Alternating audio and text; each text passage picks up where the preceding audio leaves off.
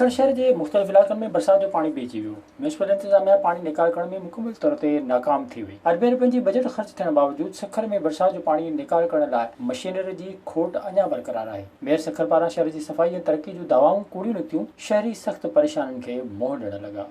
मेहड़ में बुघा बिरादरी की ॿिनि धुरियुनि में झड़े दौरान छुरा लॻण सबबि ड्राइवर नज़र अली बुघियो सख़्त ज़ख़्मी थी पियो, जंहिंखे तिबी इमदाद लाइ लाड़कानी अस्पताल मोकिलियो, जितां गणती जोगी हालत हुअण सबबि खेसि रेफर करे ट्रॉमा सेंटर कराची मुंतक़िल कयो वियो आहे। झड़े जा जवाबदार सरेआम घुमी रहिया आहिनि। वारसनि पारां एहतजाज कंदे चयो वियो आहे त पुलिस जवाबदार गिरफ़्तार नथी करे। पुलिस जवाबदार धुर खां गॾु रिश्वत वठी ख़ामोश बणियल आहे। हुननि एसएसपी दादू खां मुतालबो कयो त जवाबदारनि खे जल्द गिरफ़्तार करे खेनि इंसाफ़ ॾिनो वञे। जरवार में सिंध में मुख़्तलिफ़ पीरनि फ़क़ीरनि जूं मज़ारूं बंदि हुजण ऐं कश्मीर ते ज़ुल्म ख़िलाफ़ पाकिस्तानी सुन्नी तहरीक घोटकी पारां एहतजाजी मुज़ाहिरो कयो वियो। इन मौक़े ते सनाउल्लाह मशहूरी, अहमद ख़ान कासमी, इम्तियाज़ कासमी, इसाक़ कासमी ॿिनि चयो त हाणे घणो थी चुको आहे, सिंध में बिना देर मज़ारूं खोलियूं वञनि। उन्हनि हुकूमत खां मुतालबो कयो आहे त कश्मीरियुनि जो साथ ॾेई ज़ुल्म ऐं बर्बरियत ख़िलाफ़ जंग कई वञे। ठारू शाह भरिसां ठठ सोलंगी में सोलंगी बिरादरी बासरनि पारां प्लाट ते कब्ज़े ख़िलाफ़ एहतजाजी मुज़ाहिरो कयो वियो। ममताज़ सोलंकी, अली रज़ा सोलंकी, शाहन सोलंकी, रोशन सोलंकी, राहिब सोलंकी ॿिनि एहतजाज कंदे मीडिया अॻियां दाहींदे चयो त ॻोठ जे बासर जनाह डिग्री कॉलेज कराची जे लेक्चरार मंसूर सोलंकी जे चवण ते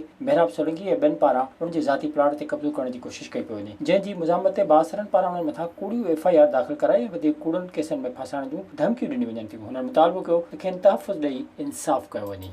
विज़िट कयो अवामी आवाज़ मीडिया ग्रुप जी वेबसाइट awamiawaz.pk।